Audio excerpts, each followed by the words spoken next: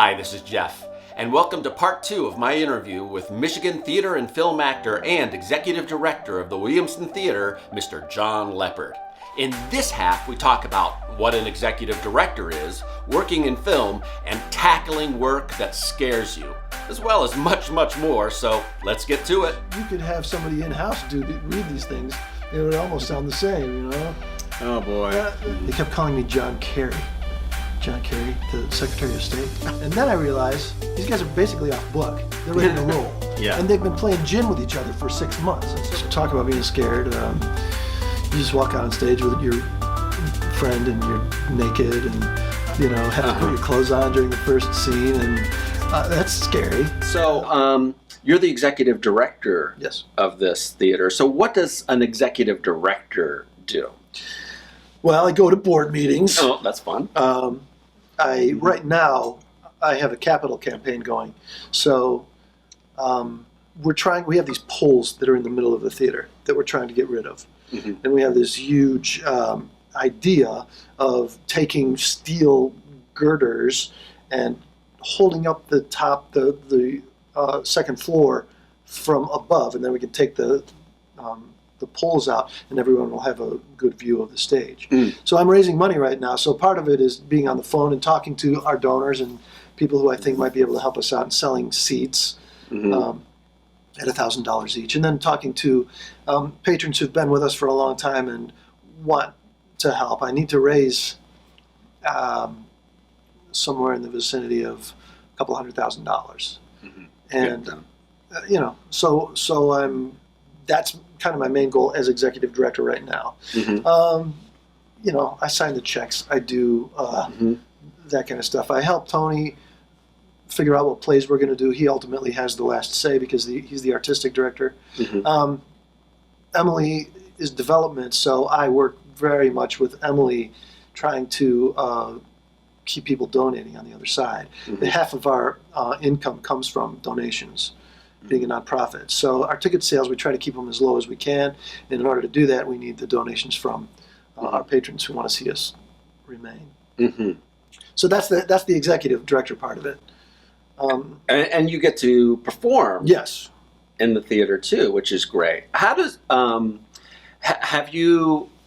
when picking a season gone? You know, it would be nice, Tony, if we did this particular show, because I'd really love to stretch myself as a performer or anything like that. Or how's that? No. I have not approached Tony with any scripts that I like for myself.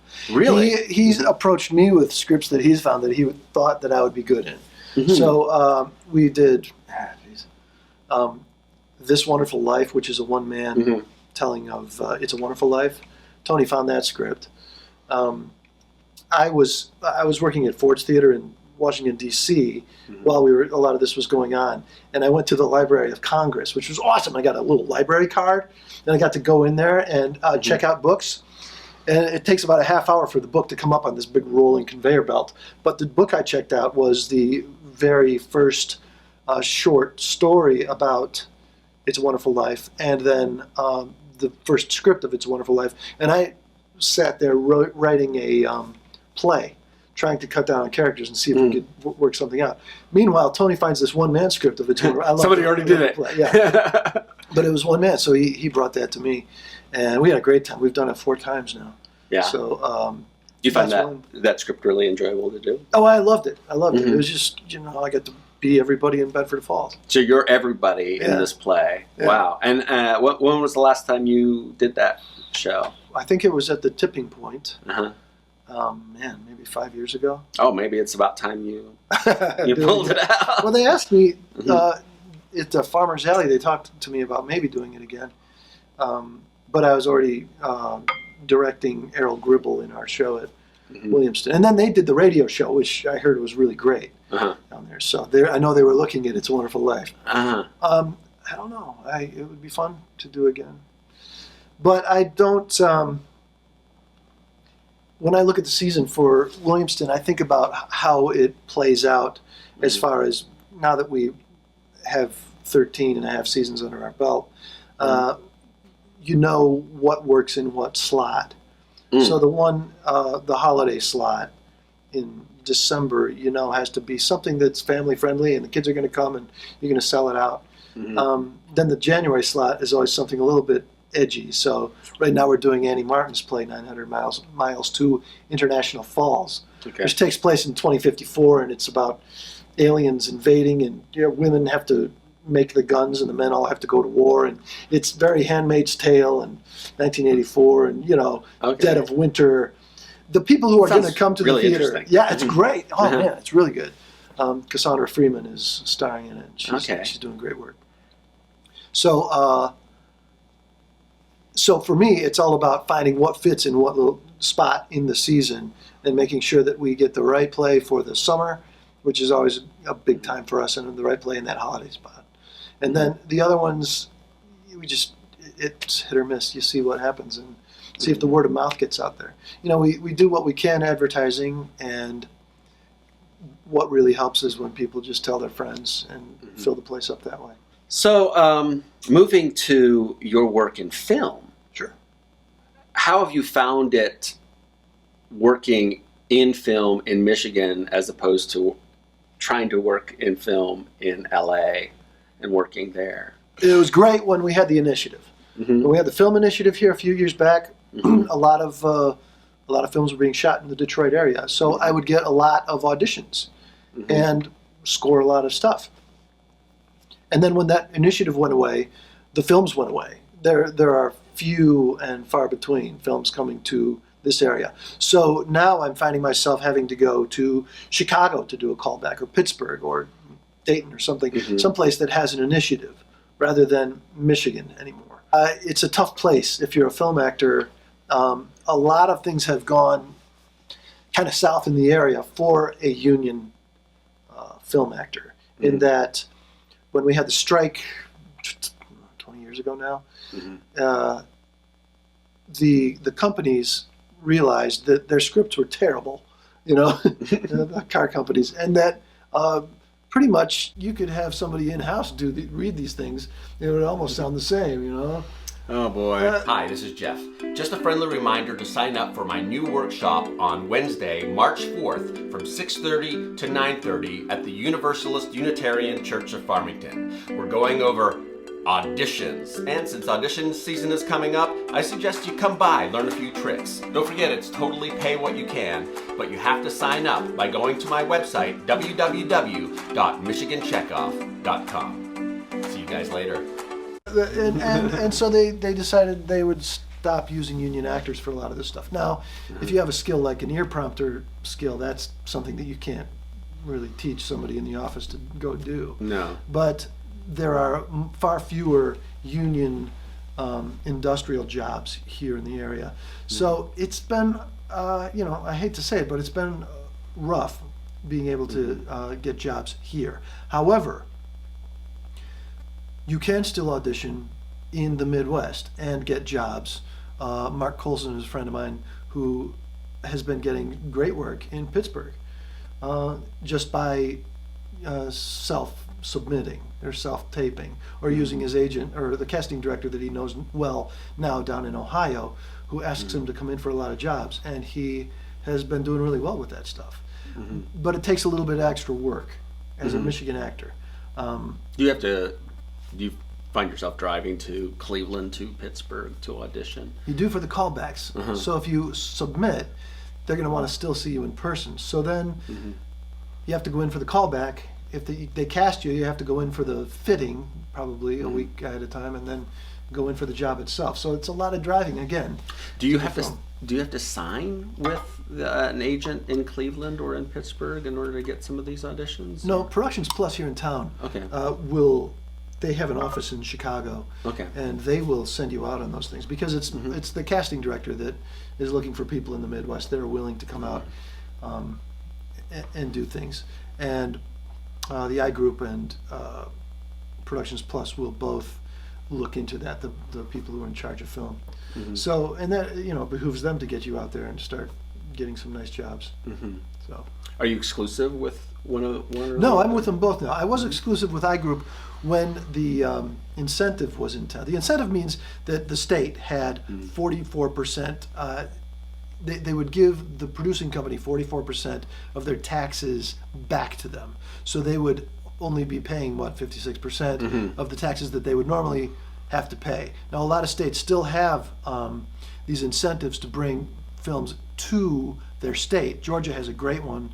New Mexico has a good one. Ohio, Pennsylvania have incentives. We have lost our entire incentive, and our film office has been completely reduced. So that's difficult for Michigan, but there are surrounding states where you can work. That's what I mean by incentive, right? Right, yeah, and we've talked about film incentives in past interviews, but you're the first one who ever bothered to explain it, so I appreciate it. Yeah, that's actually a good idea. If you don't know what incentives are, I mean, basically, the state gives a little or a lot, depending on how you look at it, but in return, they get all these jobs, and people who are paying for their taxes out of their wages have to pay their full taxes as well, and those are jobs that wouldn't have been created otherwise. Right. So I mean, ultimately they end up making more money depending on how many people they employ in state. You would think so, and I've been trying to get people to explain to me how it's bad, how we're losing money on this, and I still haven't figured it out. But well, anyway. I mean, if you look in one column of a huge spreadsheet, you can make the numbers do whatever you want it to do, right? So if you're saying, well, we were getting 100% of our taxes, but now we're only getting 56% of our taxes, and therefore we're losing money. Well, yeah, in that column, sure, but then there's an entire spreadsheet and various tabs on your Excel that show the profits coming in from other sources and from just showing your state in some sort of light. I mean, any press is good press. So even like post-apocalyptic Detroit is going. I mean, the Joker, which just came out, showed a set of stairs in New York, and now it's a friggin' tourist attraction, and people are blocking traffic there and blocking those stairs right now, much to the chagrin of the actual people who live there. It's a cool set of stairs. Yeah, it's a great set of stairs, the greatest set of stairs since The Exorcist, right? but I mean, it's a set of stairs in a very dark film, but. Right? People are going because they find it interesting. It's one of their favorite movies, and if they continue to make exciting movies here, people will want to actually visit. You'd think, It would help. But and you don't know. I mean, if you haven't been on a film set, you don't realize how huge every day on a film set is. How many union drivers they have, people bringing people in and back from the hotels, just that, the catering, the craft service, the we were starting to build up our places where people learning how, schools to learn how to be a grip or a gaffer or somebody who was on the set, a focus puller. We had schools that were opening up, and then they just shut down. Michigan Film Institute is still around, but not getting the people that they used to get. But that's one. There aren't a lot. There were Lansing was looking at even opening a place, and then it fell through, which is too bad. Maybe someday again it will come back. In the meantime, there are lots of places to work in Michigan as far as theater goes, if you can drive around. Yeah, and film, right? I mean, you can still put together a film here. There's still a lot of young filmmakers who recognize that Michigan is a great place to film things and are doing it, but you're not getting necessarily those lucrative union jobs that were once prevalent here in the state, right? But you can still get small production union jobs. I just did. We did a film with Rich Brower up in Traverse City called, it's a sequel, Frozen Stupid 2. We did we filmed it at Houghton Lake, and it was fun, and it wasn't a huge chunk of money, but it was good money. It was fun to do. Got to work with all my pals, and Rich Brower's a great guy. He's a good director, and then I just did a job with a guy named Andy Kirshner at U of M, where it's called 10 Questions for Henry Ford, where I got to play Henry Ford and wander around Greenfield Village and all these different places, and he's editing it together right now. But that was a great film to work on. And it was a union job, so there are and then there are even more non-union work. If you're non-union, there's a lot more to do here as well. Well, where did you audition for Detroiters? Did you audition for that here? Yeah, that was here. Okay. That was fun. So do they like to audition locally here? Yes. Mm-hmm. Yeah, there were a lot of people who were on that show in the two seasons that it was running. Mm-hmm.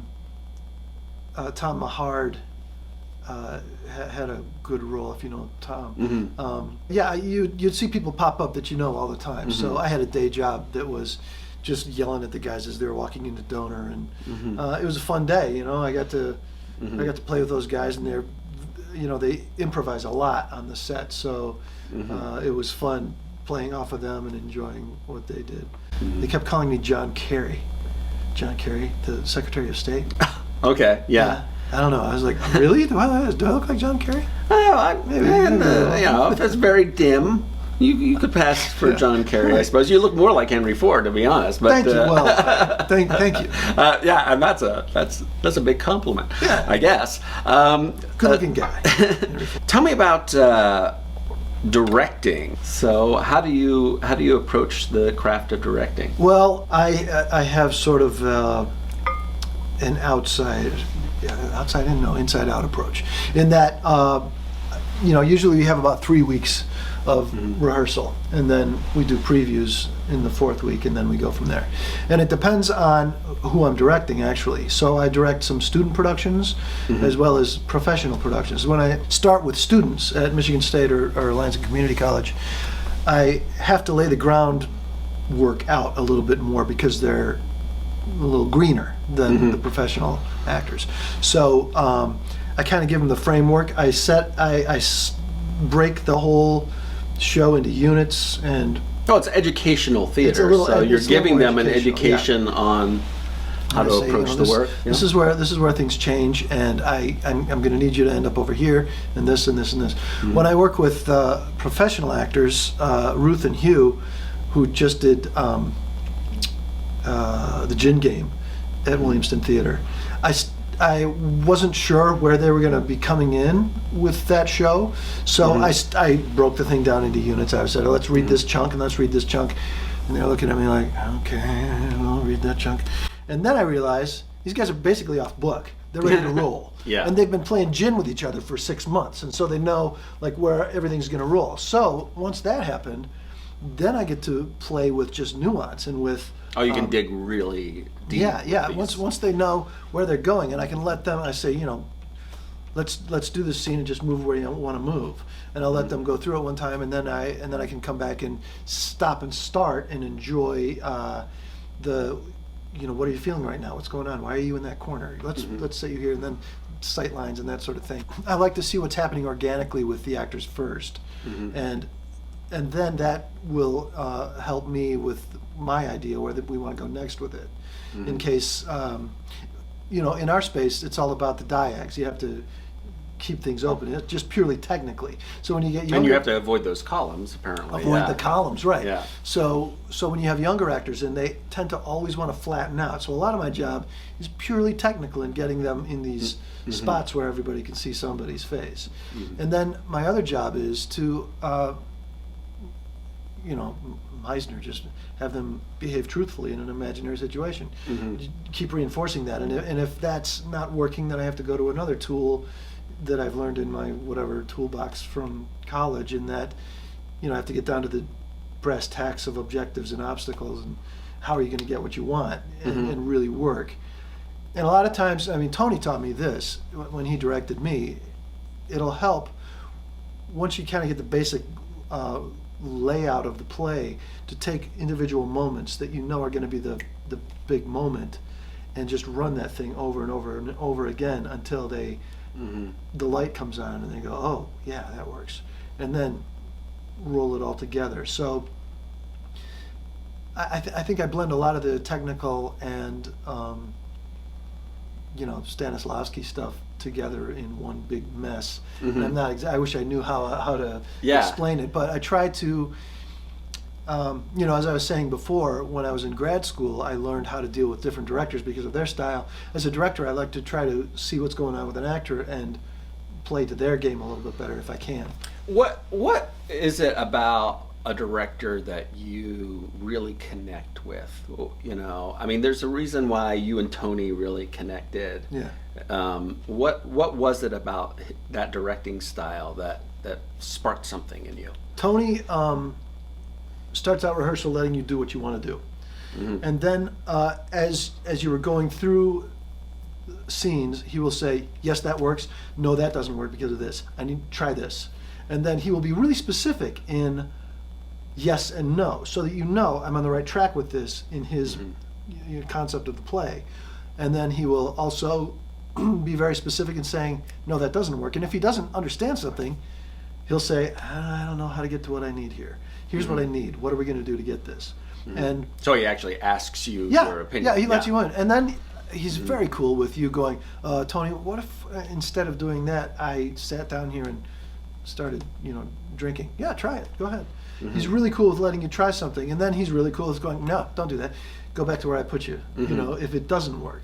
But he's very open, and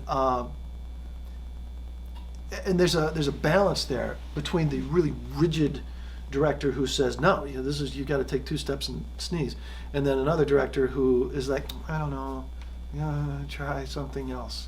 Have you ever worked with a director that you just was like, oh my gosh, I never want to work with this director again. This is the worst experience of my life. It might have been all the way back to grad school, and maybe working with a grad student who was terrified of what they were doing. Yeah. And I can't even remember. Did you smell the fear? Yeah, you can, and you can smell, and maybe I wasn't completely right for the part, and I, it was in the black box. I think it was 27 Wagons Full of Cotton. It was a short, Tennessee Williams piece, and I was never comfortable, and I don't know. I can't remember. It's a long time ago, but I can't. I think that was the last time that it was like I can't work like this. What was your favorite role? What's been some of your favorite roles to do and why? I loved doing Lear last summer. I had a great time. And you played Lear? I played King Lear. Okay. I was, and it was tricky because Jan Blix set it in the Bronze Age, I think the 900, 800 BC.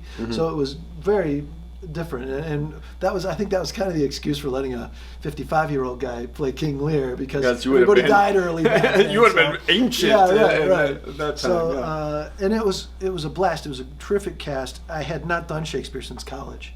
Oh, really? So, yeah. So there was this awesome fear factor for me. Were you nervous about doing Shakespeare again? Yeah, right. In rehearsal, I was pretty petrified starting out, and then once we got through the first week, it felt great. It felt great because Jan's a really wonderful director. I had David Blix, who's playing Kent, and he was really supportive of me, saying you're doing great, which I needed because I hadn't done it for so long. Yeah. And it sort of rejuvenated my terror and my love for theater. It's not that I was not enjoying it, but there was this element of, oh wow, I forgot this feeling of. It's fun to do something that's unsafe for you, right? Totally out of my comfort zone. So I really, and speaking of having to play to the back row, that was one of those that oh yeah, and especially Lear, right? Yeah. Howl, right? Yeah, and and then you come out and you're doing the howls and the giant speeches that everybody knows, and you go, yeah, everybody knows this. I can't mess this up. Oh yeah. There's that. If you try to play with it even a little bit, sometimes people, like if you try to do To Be or Not to Be in a new or unique way, sometimes people will be like, oh, he forgot his lines, or something like that's happened to me with the Scottish play once, where I did something where I felt like he lost his place, like the character lost his place. So I tried playing that, and it just didn't work because people were like, "Oh, he forgot his lines." I'm like, "No, I know my lines." Yeah, Did you look at it like that? I know my lines. Yeah, I should have. I actually know this, people. So that can be very intimidating doing something that it was intimidating, but it was a blast. I really loved doing that. I did a play called Outside Mullingar with Susie Regan. And Art Beer played my dad, and I that was a great play. Just so Susie's so great to work with. She's really truthful, and she's a Meisner person as well. So you always get something slightly different from her, and then you can play off of whatever that is. So when you're going through the river with the canoe, as Meisner would always talk about, it's slightly different every night, and it was just a blast to work with her on that show. I had a really good time. Frankie and Johnny with Susie, I had a great time doing that one. Talk about being scared. You just walk out on stage with your friend and you're naked and have to put your clothes on during the first scene, and that's scary.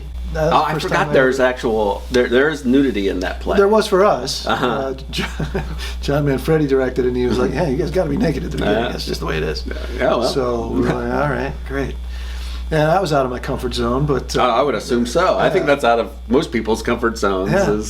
It was a lot, but I had Susie on stage with me, so everything felt better, Also, how was that process of being nude on stage? I mean, did you guys work into it in rehearsal? Was there the rehearsal where you're like... Yeah, it was the rehearsal. Okay. I was like, okay, we're going full Monty here, let's go. And it wasn't, everybody else had to go. It was just me and Susie and John and Steph, the stage manager. For those first rehearsals or through the whole process? Through the whole first part of the process, we were all clothed. But then when that day came, we tried to be very sensitive about, because we had to really kind of block it out and figure out what's appropriate, how much butt we're going to show, and we figured it out, and then everybody came back in, and it got to be fairly normal, because just the weird thing is we would, in the wings waiting to go on, Susie and I would just be under this blanket with no clothes, and like, how you doing? I'm ready. Yeah, I'm ready too. Okay, let's go out, and we'd go out in the dark, have an orgasm, start the scene, and it was crazy. But once we got that first preview under our belt, we didn't have a belt. Once we got the first preview under our lack of belt, it got more comfortable, but it was still, that's got to be terrifying. It is. Was that the first time you had ever been? Totally. Yeah. In the Book of Days off Broadway, I had to strip down to sort of wasn't really a jock, but it was one of those, things that keeps you strapped in, underwear kind of a deal. And that was the closest I had come to that. Susie was good. It was John Manfredi. Everybody was great in that show. It went okay. We did it. It's done. And that was that incredibly satisfying play for you as a result of just specifically that. Was there's probably a lot more to that, it wasn't right? that. That was just one tiny little part of it. Yeah. I mean, it was a really it was an epic adventure, because the way things, she had to carry so much of it, in that she would start to like me again and then push me away, and then it was all about, what do I do to get her back? I'm an idiot, what am I going to do? And then I would start to win her back, and then I'd blow it. I'd say something stupid, and there was this constant. It was a real lesson in my super objective is to end up with her the rest of my life. I want this woman in my life, and hers is to get me out the door. And talk about conflict from the very beginning. Right. And it was fantastic to just. It was just an acting lesson every night. So it was a blast. What gets you excited about acting? What is it that you love about performing? I love feeling an audience when you're doing it right, and they're just breathing with you, because that's what makes theater different than film, because you've got the communion going on, and when it really hits, when you're in the pocket on a night, they're living in the world with you. And whether it's them laughing or you can hear them breathing out there, that's what I love. Wow. Yeah. So what do you have planned for your future? What do you see Williamston being in 5, 10, 20 years? Pool free, for one thing, no pools. What do I see it? I